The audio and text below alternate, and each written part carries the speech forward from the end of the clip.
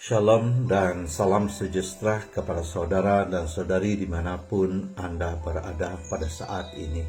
Bertemu lagi kita di dalam ruangan renungan sentapan firman Tuhan pada hari ini Rabu 20 hari bulan 10 2021 dalam minggu biasa ke-29. Bahan renungan kita pada hari ini ialah Injil Lukas bab 12 ayat 39 hingga 48. Marilah kita mendengarkan bersama. Atas nama Bapa dan Putra dan Roh Kudus. Amin. Pada suatu ketika berkatalah Yesus kepada murid-muridnya, "Camkanlah ini baik-baik. Jika tuan rumah tahu pukul berapa pencuri akan datang, ia tidak akan membiarkan rumahnya dibongkar. Hendaklah kalian juga siap sedia karena Anak Manusia akan datang pada saat yang tak kalian sangka-sangka." Petrus bertanya, "Tuhan, kami sajakah kau maksudkan dengan perumpamaan ini ataukah juga semua orang?" Tuhan menjawab, "Siapakah pengurus rumah yang setia dan bijaksana yang akan diangkat oleh tuannya menjadi kepala atas semua hambanya untuk membahagikan makanan kepada mereka pada waktunya? Berbahagialah hamba yang didapati tuannya sedang melakukan tugas ketika tuan itu datang. Aku berkata kepadamu, sungguh tuan itu akan mengangkat dia menjadi pengawas segala miliknya. Tetapi jika hamba itu jahat dan berkata dalam hatinya, Tuanku tidak datang-datang, lalu ia mula memukul hamba-hamba lain, pria maupun wanita, dan makan minum serta mabuk, maka tuannya akan datang pada hari yang tidak disangka-sangkakan dan pada saat yang tidak diketahuinya. Dan tuan itu akan membunuh dia, serta membuat dia senasib dengan orang-orang yang tidak setia. Hamba yang tahu akan kehendak tuannya tetapi tidak mengadakan persiapan atau tidak melakukan apa yang dikehendaki tuannya, ia akan menerima banyak pukulan. Tetapi barang siapa tidak tahu akan kehendak tuannya dan melakukan apa yang harus mendatangkan pukulan, ia akan menerima sedikit pukulan. Barang siapa diberi banyak, banyak pula yang dituntut daripadanya. Dan barang siapa dipercayai banyak, lebih banyak lagi yang dituntut daripadanya." Demikianlah sabda Tuhan. Terpujilah Kristus. Saudara dan saudari yang terkasih, bersyukur kita karena sekali lagi Tuhan mahu kita menjaga tubuh kita sebagai bait Allah dengan sebaiknya lewat dari petikan Injil Lukas yang baru saja kita dengar bersama. Tuhan Yesus menggambarkan tubuh kita ini umpama sebuah rumah dan perlu dijaga senantiasa. Dan Tuhan Yesus juga mengumpamakan menjaga tubuh kita atau bait Allah ini umpama pelayanan dan kesetiaan seorang hamba. Saudara dan saudari yang terkasih, mungkin ada yang sependapat dengan saya di mana pada mulanya ketika di zaman persekolahan menjadi seorang Katolik dan beriman serta rajin sembahyang dan ke gereja itu amat mudah asal jangan berbuat dosa. Itu pemikiran pada zaman remaja. Namun bukanlah semudah itu. Semakin lama kita mengenali Tuhan dan semakin lama kita menjadi orang Katolik dan semakin intim perhubungan kita kepada Tuhan Allah Sang Pencipta, semakin sukar pula perjalanannya.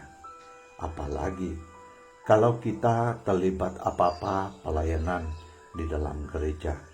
semakin banyak pula kerja-kerja dan tugas yang perlu dihadapi. Begitu juga dengan cabaran dan godaan semakin tidak tertanggungkan. Dan benarlah apa yang Tuhan Yesus katakan lewat dari pembacaan yang kita dengar sebentar tadi. Barang siapa yang diberi banyak, banyak pula yang dituntut dan daripadanya. Dan barang siapa dipercaya banyak, banyak lagi yang dituntut daripadanya.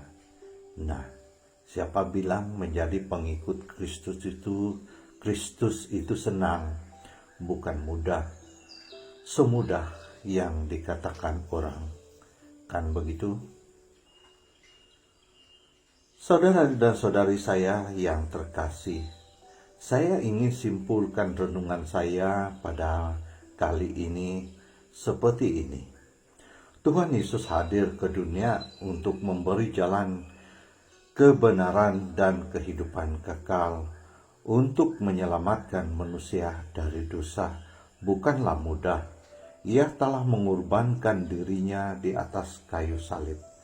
Maka kita sebagai pengikut-pengikutnya harus memikul salib-salib kecil kita setiap hari dan meneruskan kehidupan di dalam cinta kasih Tuhan. Saudara dan saudari yang terkasih, saya percaya setiap kita mempunyai talenta-talenta dan bakat-bakat masing-masing. Ayo kita teruskan berkarya dimanapun kita berada, sama ada di rumah, di pejabat, di ladang, atau di dalam pelayanan, di gereja, atau dimanapun kita berada. Ingatlah bahwa tubuh kita ini suci, sudah ditebus oleh Tuhan Yesus di atas kayu salib. Maka itu kita harus menjaganya, jangan sampai Tuhan mendapati pada masanya tidak seperti apa yang Ia inginkan dari diri kita. Sebagai sarana kita bersama, jadilah sebuah gelas yang kurang atau tidak berisi daripada gelas yang penuh berisi. Karena gelas yang berisi penuh adalah gambaran seorang yang sombong dan tiada kerendahan diri. Hatinya dan pikirannya sudah dipenuhi oleh angan-angan dan pendapatnya sendiri. Tiada yang betul selain dari dirinya sendiri. Manakala gelas yang kurang atau tidak berisi adalah gambaran bagi orang yang rendah diri dan senantiasa mengandalkan Tuhan Allah dan ada pengertian sesama manusia sendiri atau sesama masyarakatnya. Inilah sikap yang baik, karena tubuh atau bait Allah ini adalah tempat roh Allah tinggal. Karena itu tubuh atau gelas yang penuh tidak lagi dapat diisi karena itu orang yang sombong dan tiada kerendahan diri, Tuhan atau Roh Allah tidak ada tempat lagi di dalam dirinya. Saudara dan saudari yang terkasih, pada masa ini kita masih lagi di dalam permasalahan COVID-19.